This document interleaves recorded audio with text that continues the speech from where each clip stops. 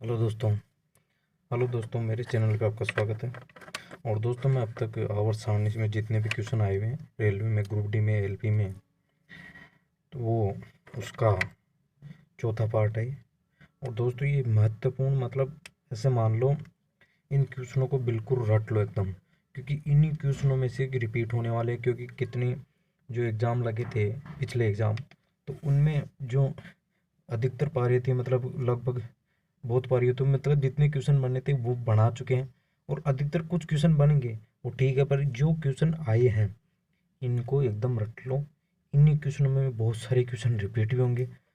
तो ये जो पार्ट नंबर 4 है, तो दोस्तों, अगर आपको मेरे को पढ़ाने का तरीका जो ये अच्छा लग रहा है, तो दोस्तों मेरे चैनल को सब्सक्राइब कीजिए और वीडियो को लाइक कीजिए और शेयर कीजिए। ठीक, तो चलो दोस्तों, चलते हैं पहले क्वेश्चन। तो दोस्तों, जर्मेनियम, आर्सेनिक और सेलेनियम और ब्रोमीन के परमाणु में कितनी कक्षाएं होती हैं? तो दोस्तों, 4 कक्षाएं होती हैं। कैसे होती हैं दोस्तों, मैं एक्सप्लेन भी कर देता हूँ। तो दोस्तों, पहले इनकी कक्षाओं का ध्यान रखना सबसे ज़रूरी है कि इनका परमाणु क्रमांक क्या होता है। तो दोस्तों, इनका परमाणु क्रमांक पता होगा तो अपन ज्ञात कर सकते हैं। तो परमाणु क्रमांक जो जर्मेनियम है उसका परमाणु क्रमांक होता है दोस्तों 32। ठीक है, 32। इसका होता है दोस्तों कितना, 33। और दोस्तों, इसका कितना होता है, तो इसका होता है 34। ठीक है, तो यहाँ देखो होती कैसे, अपन जो बंटवारा करते हैं जो सेल होगा, तो वो क्या कैसे करते हैं, के एल एम एन ओ। यहाँ देखो 32 है, तो पहली कक्षा में 2 इलेक्ट्रॉन, दूसरे में कितने, 8, तीसरे में कितने, 18। तो कितने को 10 18 28, और बाकी के कितने आ जाएंगे, जो भी 6 बच गए। ठीक है, 4 बज गए, सॉरी, है ना, 4 बज के यहाँ आ जाएंगे। ठीक है, उसमें क्या होगा, अब वैसा का वैसे डिवाइड कर दो। इसमें क्या होगा, आर्सेनिक में क्या होगा, 2, 8, 18 और 5 आ जाएगा यहाँ। और इसमें क्या होगा, इसमें जो सेलेनियम है इसमें क्या होगा, यहाँ पे 6 आ जाएगा। ठीक है, बच जाएगा। तो इन कक्षा में 4 कक्षाएं होती है टोटल इनमें। ठीक है, और इनकी बात कर जो जर्मेनियम और आर्सेनिक का दोस्तों, ये अर्धचालक तत्व है। ठीक है, आगे चलो। अच्छा, ब्रोमीन, ब्रोमीन का होता है दोस्तों 35। ब्रोमीन भी है यहाँ पे, तो इसका 35 होता है, तो यहाँ हो जाएगा 7। जो बाहरी कक्षा उसमें 7 होगा। ठीक है, अगला क्वेश्चन देखो। और दोस्तों, मैंने समझा दिया कक्षाएं कितनी कितनी होती है, जो पिछले वीडियो में मैंने बता दिया है। और मैं ज़्यादा से ज़्यादा कोशिश कर रहा हूँ कि बार बार जो आते हैं क्वेश्चन उनको हर वीडियो में रिपीट करूँ मैं, कि जो मतलब कैसे बनता है, क्या बनता है। ठीक है, इससे क्या है, थोड़ा वीडियो बड़ा हो जाता है। ठीक है, तो देखो दोस्तों, किस लवण का जलीय विलयन का पीएच मान 7 से कम होता है? तो दोस्तों, अमोनिया, जो अमोनियम क्लोराइड होता है, इसका जो क्या होता है, जो पीएच होता है वो 7 से कम होता है। और तो 7 से कम होगा तो क्या होगा, अम्लीय प्रकृति का होगा। तो अमोनियम क्लोराइड का सूत्र क्या होगा दोस्तों? ठीक है, तो अमोनियम क्लोराइड का सूत्र हो जाएगा दोस्तों NH4Cl। ठीक है, NH4Cl हो जाएगा। ठीक है, अगला क्वेश्चन देखो। इस परमाणु संख्या वाले तत्व को रासायनिक गुण मैग्नीशियम के समान है, 4 के। क्यों है दोस्तों जो रासायनिक गुण समान, तो दोस्तों मैग्नीशियम के जो है, जो मैग्नी, अब पहले तो ये बात है कि जो मैग्नीशियम के समान है, तो चौथा, ये जो चौथा नंबर का परमाणु संख्या वाला तत्व है तो कौन सा है, वो बेरिलियम है। ठीक है, तो बेरिलियम है, तो बेरिलियम में क्या होता है, ये दूसरे आवर्त का सदस्य, जो दूसरा वर्ग है, समूह है, दूसरा वर्ग समूह है उसका सदस्य है। ठीक है, इसलिए तो इसका जो गुण होंगे, रासायनिक गुण, वो समान होंगे। तो यहाँ देख लो, जैसे बेरिलियम है, तो बेरिलियम के देखो पहली कक्षा में कितने हो जाएंगे, 4। जो जैसे 4 है ना, यहाँ पे 4 उसकी परमाणु संख्या है, तो पहली कक्षा में तो 2 इलेक्ट्रॉन हो जाएंगे। दूसरी कक्षा में बेरिलियम के कितने इलेक्ट्रॉन, 2 और बच गए। मैग्नीशियम में 12 है, तो इसमें क्या होगा, 2। ठीक है, 2, 8 और 2। ठीक है, तो इनके गुण समान, क्योंकि एक ही वर्ग में है। ठीक है दोनों। अगला क्वेश्चन देखो। परमाणु के भीतर न्यूट्रॉन द्वारा प्रोटॉन पर आरोपित बल कहलाता है, तो नाभिकीय बल कहलाता है। ठीक है दोस्तों, क्या कहलाता है, नाभिकीय बल कहलाता है। अगला क्वेश्चन देखो। ऑक्सीजन के सापेक्ष क्लोरीन की संयोजकता, तो क्लोरीन, यहाँ क्लोरीन देखो, क्लोरीन आ रहा है, तो क्लोरीन कितने पे होता है, 17 पे। ठीक है, परमाणु संख्या कितनी की, 17। तो संयोजकता की बात हो रही है, तो संयोजकता देखो, जो बाहरी कक्षा होती है उसकी जो जो इलेक्ट्रॉन होते हैं बाहरी कक्षा में, उसको संयोजकता बोलते हैं। तो पहली कक्षा में 2 इलेक्ट्रॉन होंगे, दूसरी में 8 होंगे और तीसरी में 7 होंगे। ठीक है, तो जो बाहरी इलेक्ट्रॉन, जो बाहरी कक्षा है, बाहरी सेल है, उसमें जो भी इलेक्ट्रॉन होंगे वही होंगे, ठीक है। तो इस अगला क्वेश्चन में चलते हैं। Baking powder sodium hydrogen carbonate और टार्ट्रिक अम्ल का मिश्रण है। जो बेकिंग पाउडर होता है दोस्तों, वो किसका, जो सोडियम हाइड्रोजन कार्बोनेट का और टार्ट्रिक अम्ल का मिश्रण होता है, ठीक है। आगे क्वेश्चन देखो, साधारण नमक के विलयन के निर्माण के लिए सोडियम हाइड्रोक्साइड और हाइड्रोक्लोरिक अम्ल के साथ अभिक्रिया करता है, ठीक है। तो साधारण नमक बनता कैसे दोस्तों, ये यहाँ देखो एक बार कि इसमें होगा क्या जैसे ये बोल रहा है कि किसके, सोडियम हाइड्रोक्साइड, तो सोडियम हाइड्रोक्साइड क्या होगा, NaOH, ठीक है, NaOH प्लस अभिक्रिया करेंगे हाइड्रोक्लोरिक अम्ल HCl। तो इससे क्या बनेगा, इससे बनेगा NaCl,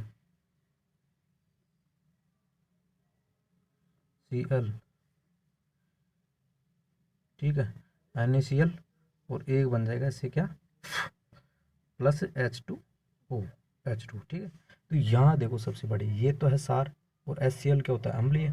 तो अम्ल और सार मिलते हैं, यहाँ सबसे बड़ी बात बताऊँ कि अम्ल जो सार मिलके जल, और जो सार जो जल, और मतलब जो अन्य मतलब जल और लवण, ये लवण हो गया, ठीक है। NaCl तो लवण ही होता है। तो NaCl जल और लवण बनाते हैं, तो वो प्रक्रिया जो ये ऐसे जो होते हैं तो को क्या कहलाते हैं, उदासीन प्रकार, जो उदासीन अभिक्रिया कहलाती है, ठीक है।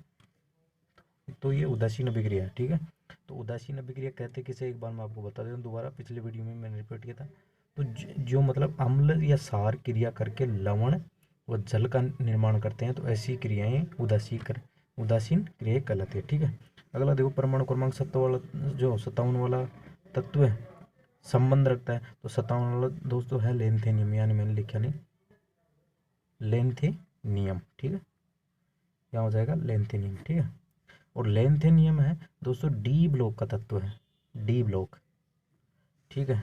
अब दोस्तों मैं एक वीडियो में सब कुछ नहीं बता सकता, आपको बहुत कुछ बताना चाहता हूँ मैं आपको, इसके डी ब्लॉक कौन से क्या क्या होता है, अपना एक वीडियो में मैं आगे वीडियो बनाता रहूँगा बाहर, जो जैसे जैसे आएंगे और महत्वपूर्ण वीडियो, ठीक है।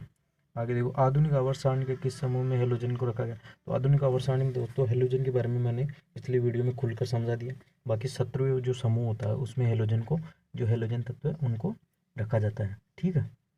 मैंने पिछले वीडियो में इसके बारे में बता दिया था, हेलोजन तत्वों के बारे में। तो एक बार और बता देना दोस्तों, हेलोजन तत्व होते कौन से, हेलोजन तत्व होते हैं दोस्तों, फ्लोरीन होता है, क्लोरीन होता है, ब्रोमीन होता है, आयोडीन होता है, और एंस्टेनटाइन होता है, ठीक है। तो इनकी परमाणु संख्या ये महत्वपूर्ण है, जैसे परमाणु संख्या भी इनकी याद कर लो, फ्लोरीन की 9 होती है दोस्तों, और क्लोरीन की 17 होती है, ब्रोमीन की 35 होती है, और आयोडीन की 53 होती है, एंस्टेनटाइन की 85 होती है, ठीक है।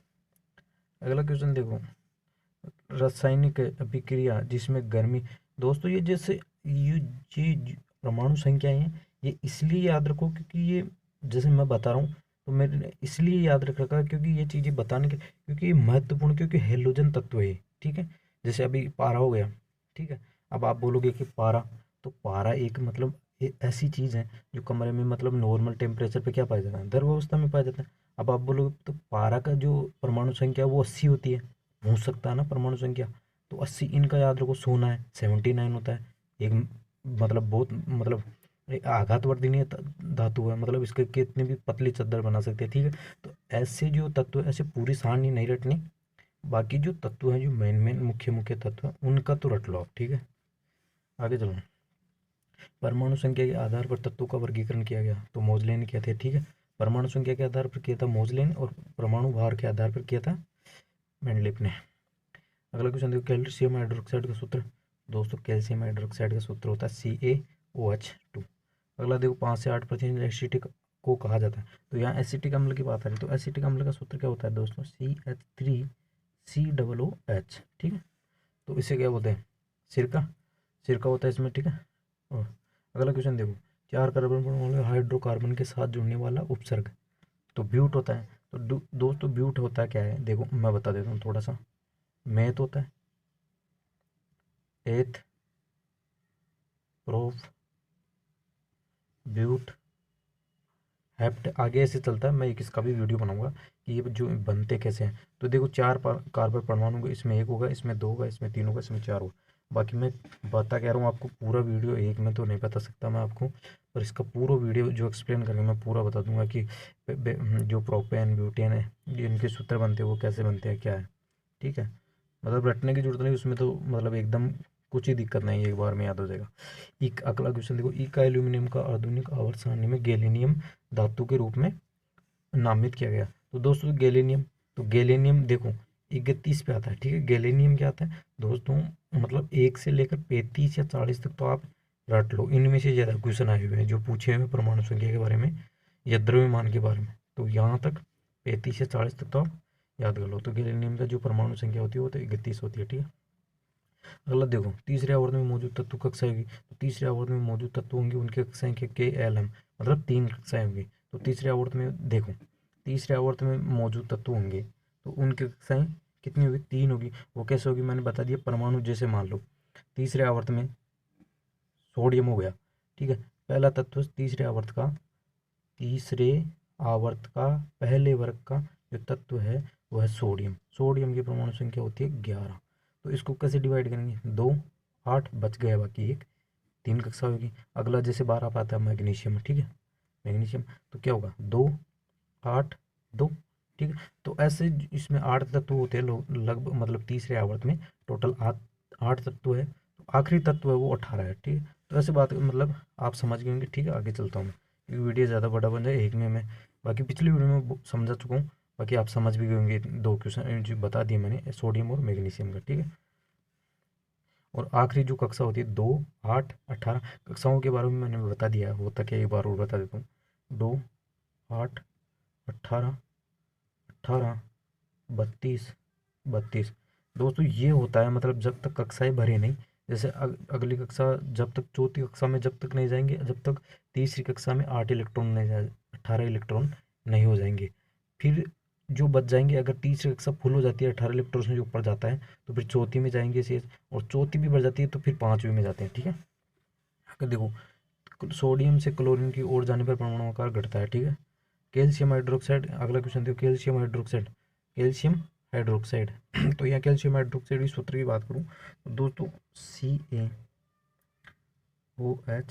होता है। ठीक है, विलयन से जब कार्बन डाइऑक्साइड गुजरती है बनने वाला अवक्षेप तो सफ़ेद रंग का होता है। ठीक है दोस्तों, हाँ दोस्तों आगे देखो, अगला क्वेश्चन, कौन सा संतृप्त हाइड्रोकार्बन होते हैं। तो दोस्तों मैंने संतृप्त हाइड्रोकार्बन और असंतृप्त हाइड्रोकार्बन के बारे में जो वीडियो पार्ट तीसरा है उसमें खुलकर बताया क्या क्या होता है। ठीक है, तो ठीक है, संतृप्त और असंतृप्त, चलो और बता देता हूँ आपको संतृप्त, और थोड़ा सा टाइम 1-2 मिनट और लग जाए। ठीक है दोस्तों, संतृप्त हाइड्रोकार्बन वे होते हैं जिनमें मतलब कार्बन परमाणु के मध्य एकल संयोजक बंध होता है। ठीक है, एकल संयोजक बंध, तो वो होते क्या है, एथेन, प्रोपेन, ब्यूटेन, पेंटेन। ठीक है, ये होते हैं। और असंतृप्त कार्बन वे होते हैं जो मतलब कम से कम एक कार्बन के साथ, ठीक है, कम से कम एक कार्बन के साथ द्विबंध या त्रिबंध बनाए। ठीक है, तो ऐसे जो जो कार्बन जो होते हैं हाइड्रोकार्बन, उनको बोलते हैं असंतृप्त। ठीक है, असंतृप्त हाइड्रोकार्बन। ठीक है, तो इनमें असंतृप्त हाइड्रोकार्बन होते कौन से, एथीन, प्रोपीन, ब्यूटीन। ठीक है, आगे चलो, तो ये है क्या, इसका नाम जैसे मैं नाम बताऊं इसका तो क्या होगा, मेथ, तो एथेन होगा। ठीक है, तो मैं बता दूंगा एक बार इनका नामकरण कैसे करते हैं, उसका वीडियो बनाऊंगा। ठीक है आपके लिए। तो कार्बन परमाणु के बारे में अगला क्वेश्चन। ठीक है, 12 और 6 तो मतलब निष्कर्ष निकाला जा सकता है। तो मतलब जो कार्बन का 12 और ये है, तो दोस्तों होता क्या, जो कार्बन के ऊपर का जो अंक होता है ये तो दर्शाता है क्या, परमाणु द्रव्यमान को। ठीक है, और ये दर्शाता है परमाणु संख्या को। ठीक है, संख्या को, तो ये परमाणु संख्या। तो परमाणु भार, पहले तो मेरे को ये बताओ कि परमाणु भार बनता कैसे या परमाणु द्रव्यमान होता कैसे। तो दोस्तों परमाणु द्रव्यमान होता है इलेक्ट्रॉन या प्रोटॉन प्लस न्यूट्रॉन। ठीक है, क्या, या तो इलेक्ट्रॉन के साथ न्यूट्रॉन हो या प्रोटॉन के साथ न्यूट्रॉन हो। ठीक है, तो क्यों, क्योंकि इलेक्ट्रॉन और प्रोटॉन की संख्या तो सेम होती है किसी भी नाभिक में। ठीक है, बाकी अब देखो यहाँ आगे, ठीक है, यहाँ आगे 6 और ये जुड़ के आ रहा है क्या, या तो इलेक्ट्रॉन और या प्रोटॉन होगा। ठीक है, जुड़ के आ रहा है, तो ये भार है, तो भार में से 6 घटाएंगे तो वो 6 बच जाएगा, तो यहाँ होगा क्या, 6 न्यूट्रॉन और 6 प्रोटॉन। ठीक है, अगला क्वेश्चन, कौन सी धातु कक्षीय तापमान अवस्था में पाई जाती है? पारा। तो इसे मरकरी बोलते हैं और इसका जो परमाणु संख्या होगी वो 80 होगी, ठीक है, 80। अगला क्वेश्चन देखो, अणु शब्द का प्रतिपादन किसने किया? तो अणु शब्द का प्रतिपादन डेमोक्रिटस ने किया, ठीक है। अगला क्वेश्चन देखो, कौन सा तत्व मेंडलीव की आवर्त सारणी में निश्चित स्थान पा सकता है? तो जो हाइड्रोजन है वो, ठीक है, उसके बारे में। और अगला क्वेश्चन देखो, टंगस्टन का गलनांक तो 234,0422 सेंटीग्रेड होता है, ठीक है। अगला क्वेश्चन देखो, कॉपर के एक अणु में कितने परमाणु होते हैं? तो दोस्तों एक अणु या एक मोल की बात हो तो हमेशा यही होगा 6.022 इंटू 10⁻23। अगला देखो, ऑक्टेटस के न्यूलैंड का सिद्धांत केवल कैल्शियम तक लागू होता था। जो न्यूलैंड का अष्टक सिद्धांत था दोस्तों, न्यूलैंड ने दिया था अष्टक का, और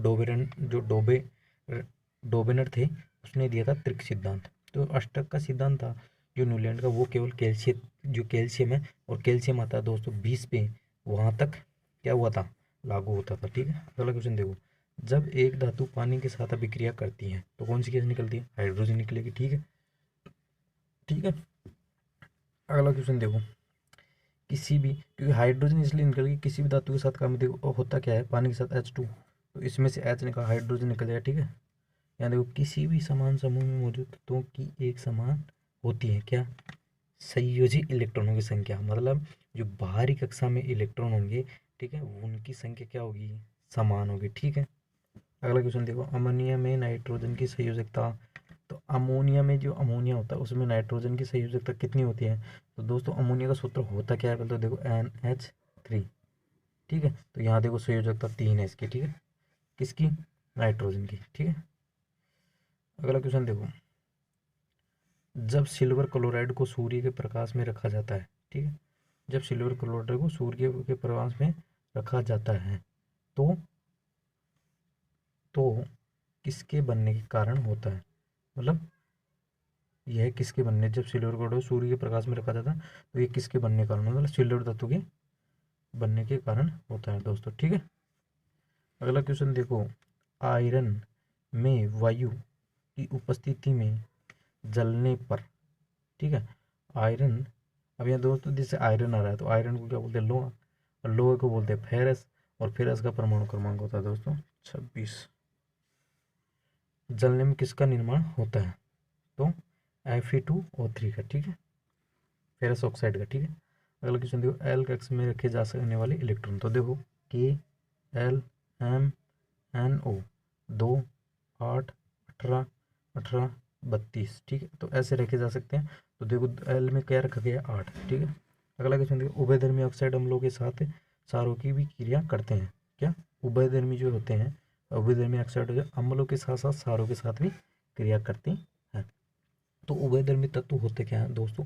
वे धातु ऑक्साइड होते हैं जो अम्ल और क्षार दोनों से अभिक्रिया कर लवण व जल बनाते हैं। तो मैंने अभी शुरू में बताया था, वीडियो के शुरू में, ठीक है। तो उभयधर्मी या उदासीकरण एक ही बात है, ठीक है। आगे देखो, जो NaCl था, सोडियम क्लोराइड बताया था, नमक, सोडियम नमक वाला हुआ, ठीक है। आगे देखो, निम्न में से कौन सा अम्ल पानी में घुलने पर अचयन प्रदान करता है? तो दोस्तों एसिटिक अम्ल, और एसिटिक अम्ल का सूत्र मैंने बता दिया, CH3COOH, ठीक है। अगला क्वेश्चन देखो, और इसमें अपने पीछे जो आपने पीछे पढ़ा था कि 4 से 5% इसमें क्या होता है? एसिटिक अम्ल है, सिरका, ठीक है। ऐसे अगला क्वेश्चन, ऐसे तत्व जिनमें रासायनिक गुण समान होते हैं लेकिन परमाणु द्रव्यमान भिन्न भिन्न, ठीक है, समस्थानिक, समस्थानिक, ठीक है।